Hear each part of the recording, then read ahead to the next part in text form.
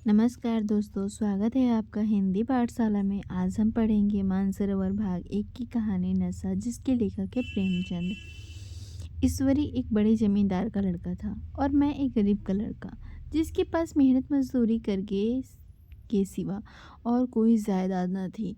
हम दोनों में परस्पर बहसें होती रहती थी। मैं जमींदारी की बुराई करता, उन्हें हिंसक पशु और खून चूसने वाली चोक और वृक्षों की चोटी पर फूलने वाला बंजा कहता। वह जमींदारों का पक्ष लेता, पर स्वभावतः उसका पहलू कुछ कमजोर होता था, क्योंकि उसके पास जमींदारों के अनुकूल कोई दलील न थी।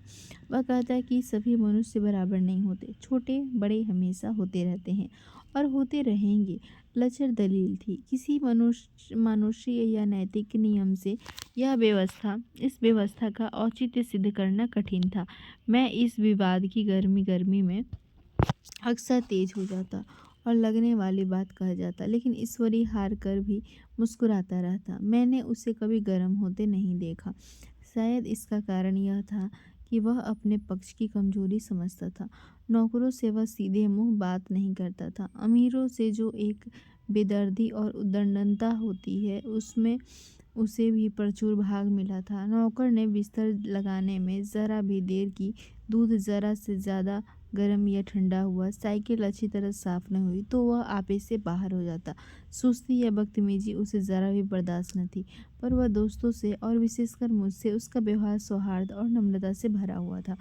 शायद उसकी जगह मैं होता तो मुझ में भी वही कठोरताएं पैदा हो जाती जो उसमें थी, क्योंकि मेरा लोक प्रेम सिद्धांतों पर नहीं, निजी दशाओं पर टिका हुआ था। लेकिन वह मेरी जगह होकर भी शायद अमीर ही रहता, क्योंकि वह प्रकृति से ही विलासी और ऐश्वर्य प्रिय था। अब की दशहरे की छुट्टियों में मैंने निश्चय किया कि घर न जाऊंगा।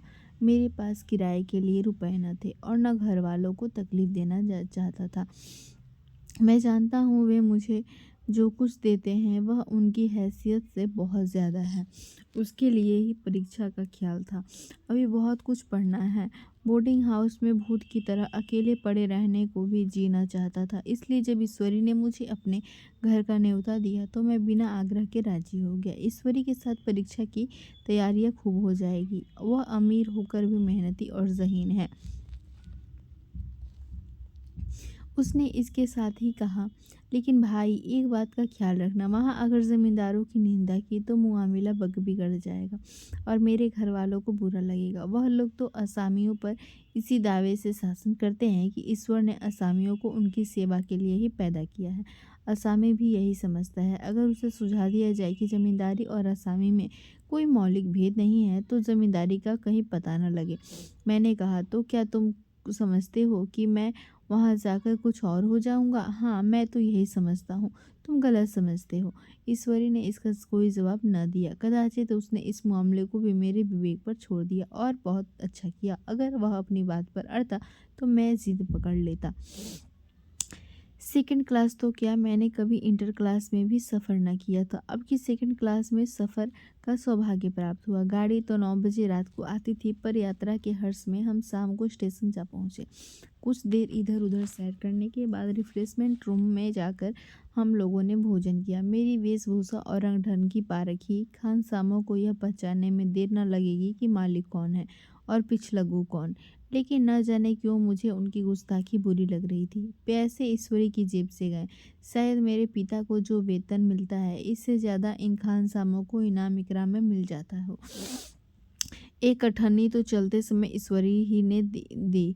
फिर भी मैं उन सबों से उसी तत्परता और विनय की उपेक्षा करता था जिससे वे ईश्वरी की सेवा कर रहे थे। ईश्वरी के हुक्म पर सबके सब दौड़ते हैं, लेकिन मैं कोई चीज़ मांगता हूँ तो उतना उत्साह नहीं दिखाते। मुझे भोजन में कुछ स्वाद न मिला। यह भेद मेरे ध्यान को संपूर्ण रूप से अपनी ओर खींचे हुए था। गाड़ी आई, हम दोनों सवार हुए। खानसामों ने ईश्वरी को सलाम किया, मेरी ओर देखा भी नहीं। ईश्वरी ने कहा, कितने तमीज़दार हैं ये सब, एक हमारे नौकर हैं कि कोई काम करने का ढंग नहीं। मैंने खट्टे मन से कहा, इसी तरह अगर तुम अपने नौकरों को 8 आने रोजी इनाम दिया करो तो शायद इनसे ज़्यादा तमीज़दार हो जाएं। तो क्या तुम समझते हो यह सब केवल इनाम की लालच से इतना अदब करते हैं? जी नहीं, कदापि नहीं। तमीज़ और अदब तो इनके रक्त में मिल गया है। गाड़ी चली, डाक थी।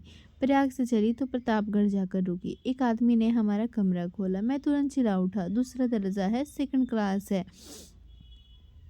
उस मुसाफिर ने डिब्बे के अंदर जाकर मेरी ओर एक विचित्र उपेक्षा की दृष्टि से देखकर कहा, जी हाँ, सेवा कितना समझता है, और बीच वाले बर्थ पर बैठ गया। मुझे कितनी लज्जा आई कह नहीं सकता। भोर होते होते हम लोग मुरादाबाद पहुंचे। स्टेशन पर कई आदमी हमारा स्वागत करने के लिए खड़े थे। दो भद्र पुरुष थे, 5 बेगारों ने हमारा लगेज उठाया। दोनों भद्र पुरुष पीछे पीछे चले। एक मुसलमान था, रियासत अली, दूसरा ब्राह्मण था, रामहरख। दोनों ने मेरी ओर अपरिचित नेत्रों से देखा, मानो कह रहे हैं, तुम कौवे होकर हंस के साथ कैसे। रियासत अली ने ईश्वरी से पूछा, यह बाबू साहब क्या आपके साथ पढ़ते हैं? ईश्वरी ने जवाब दिया, हाँ, साथ पढ़ते भी हैं और साथ रहते भी हैं। यूँ कहिए कि आप ही की बदौलत मैं इलाहाबाद पड़ा हुआ हूँ, नहीं कब का लखनऊ चला आया होता। अब कि मैं इन्हें घसीट लाया। इनके घर से कई तार आ चुके थे, मगर मैंने इनकारी जवाब दिलवा दिए। आखिरी तार तो अर्जेंट था, जिसकी फीस 4 आने प्रति शब्द है, पर यहाँ से भी उसका जवाब इनकारी ही गया। दोनों सज्जनों ने मेरी ओर चकित नेत्रों से देखा, आतंकित हो जाने की चेष्टा करते जान पड़े। रियासत अली ने अर्धशंका के स्वर में कहा, लेकिन आप बड़े सादे लिबास में रहते हैं। ईश्वरी ने शंका निवारण की, महात्मा गांधी के भक्त हैं साहब, खद्दर के सिवा कुछ पहनते नहीं ही, पुराने सारे कपड़े जला डालें। यूँ कहो कि राजा हैं, 2.5 लाख सालाना की रियासत है, पर आपकी सूरत देखो तो मालूम होता है अभी अनाथालय से पकड़ कर आए हैं। राम हरख बोले, अमीरों का ऐसा स्वभाव बहुत कम देखने में आता है, कोई भाप ही नहीं सकता। रियासत अली ने समर्थन किया, अपने महाराजा चांगली को देखा होता तो आज दांतों तले उंगली दबाते। एक गाढ़े की मिर्जई और चमरौधे जूते पहने बाजारों में घुमा करते थे। सुनते हैं एक बार बेगार में पकड़े गए थे और उन्हीं ने 10 लाख से कॉलेज खोल दिया। मैं मन से कटा जा रहा था, पर न जाने क्या बात थी कि यह सफ़ेद झूठ उस वक्त मुझे हास्यास्पद न जान पड़ा। उसके प्रत्येक वाक्य के साथ मानो मैं उस कल्पित वैभव के समीपतर आता जाता था। मैं सहसवार नहीं हूँ, हाँ, लड़कपन में कई बार लद्दू घोड़ों पर सवार हुआ हूँ। यहाँ देखा तो 2 कलां रास घोड़े हमारे लिए तैयार खड़े थे। मेरी तो जान ही निकल गई। सवार तो हुआ, पर बेटियां कांप रही थी। मैंने चेहरे पर सिकन न पड़ने दिया। घोड़े को ईश्वरी के पीछे डाल दिया। खैरियत यह हुई कि ईश्वरी ने घोड़े को तेज न किया, वरना शायद मैं हाथ पैर तुड़वा कर लौटता। संभव है ईश्वरी ने समझ लिया हो कि यह कितने पानी में है। ईश्वरी का घर क्या था, किला था, इमामबाड़े का सा फाटक, द्वार पर पहरेदार टहलता हुआ, नौकरों का कोई हिसाब नहीं, एक हाथी बंधा हुआ। ईश्वरी ने अपने पिता, चाचा, ताऊ आदि सबसे मेरा परिचय कराया, और उसी अतिशयोक्ति के साथ ऐसी हवा बांधी कि कुछ न पूछिए। नौकर चाकर ही नहीं, घर के लोग भी मेरा सम्मान करने लगे। देहात के जमींदार, लाखों का मुनाफा, मगर पुलिस कांस्टेबल को अफसर समझने वाले, कई माह से तो मुझे हुजूर हुजूर करने लगे। जब जरा एकांत हुआ तो मैंने ईश्वरी से कहा, तुम बड़े शैतान हो यार, मेरी मिट्टी क्यों पलीत कर रहे हो? ईश्वरी ने दृढ़ मुस्कान के साथ कहा, इन गधों के सामने यही चाल जरूरी थी, वरना सीधे मुंह बोलते भी नहीं। जरा देर के बाद नाई हमारे पांव दबाने आया। कुंवर लोग स्टेशन से आए हैं, थक गए होंगे। ईश्वरी ने मेरी ओर इशारा करके कहा, पहले कुंवर साहब के पैर दबा। मैं चारपाई पर लेटा हुआ था। मेरे जीवन में ऐसा शायद ही कभी हुआ हो कि किसी ने मेरे पांव दबाए हों। मैं इससे अमीरों के चोचले, रईसों का गधापन और बड़े आदमियों की मुठमर्दी और जाने क्या क्या कहकर ईश्वरी का परिहास किया करता, और आज मैं पोतड़ों का रईस बनकर नेका स्वांग भर रहा था। इतने में 10 बज गए। पुरानी सभ्यता के लोग थे, नई रोशनी अभी केवल पहाड़ की चोटी तक पहुंच पाई थी। अंदर से भोजन का बुलावा आया। हम स्नान करने चले। मैं हमेशा अपनी धोती खुद छांट लिया करता हूँ, मगर यहाँ मैंने ईश्वरी की ही भांति अपनी धोती भी छोड़ दी।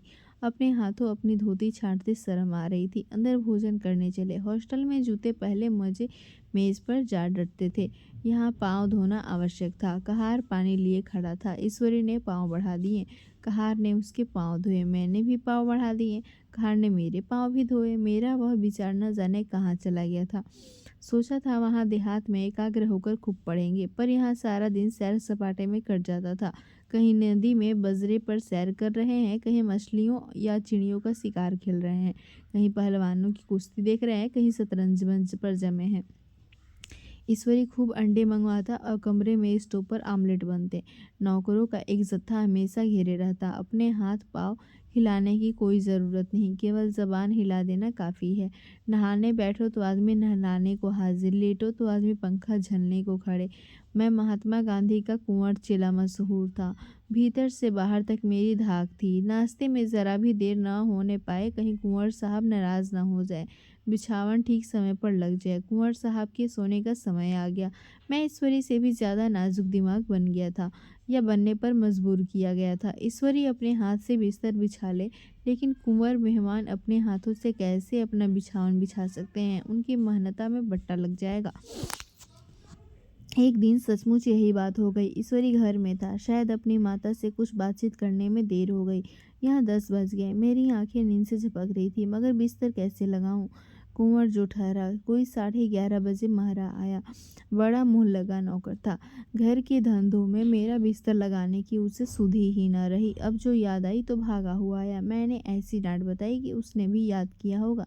ईश्वरी मेरी डांट सुनकर बाहर निकल आया और बोला, तुमने बहुत अच्छा किया। यह सब हरामखोर इसी व्यवहार के योग्य हैं। इसी तरह ईश्वरी एक दिन एक जगह दावत में गया हुआ था। शाम हो गई, मगर लैंप रोज मेज पर रखा रह हुआ था। दिया सलाई भी थी, लेकिन ईश्वरी खुद कभी लैंप नहीं जलाता था। फिर कुंवर साहब कैसे जलाएं? मैं झुंझला रहा था। समाचार पत्र आया रखा हुआ था। जी उधर लगा हुआ था, पर लैंप नदारद। दैवयोगी से उसी वक्त मुंशी रियासत अली आ निकले। मैं उन्हीं पर उबल पड़ा। ऐसी फटकार बताई कि बेचारा उल्लू हो गया। तुम लोगों को इतनी फिक्र भी नहीं कि लैंप तो जलवा दो? मालूम नहीं ऐसे कामचोर आदमियों को यहाँ कैसे गुजर होता है। मेरे यहाँ घंटे भर निर्वाह न हो। रियासत अली ने कांपते हुए हाथों से लैंप जला दिया। वहाँ एक ठाकुर अक्सर आया करता था। कुछ मंचला आदमी था, महात्मा गांधी का परम भक्त। मुझे महात्मा जी का चेला समझकर मेरा बड़ा लिहाज करता था, पर मुझसे कुछ पूछते संकोच करता था। एक दिन मुझे अकेला देखकर आया और हाथ बांधकर बोला, सरकार तो गांधी बाबा के चेले हैं ना? लोग कहते हैं कि यहाँ सुराज हो जाएगा तो जमींदार न रहेंगे। मैंने शान जमाई, जमींदारों के रहने की जरूरत ही क्या है? यह लोग गरीबों का खून चूसने के सिवा और करते क्या हैं?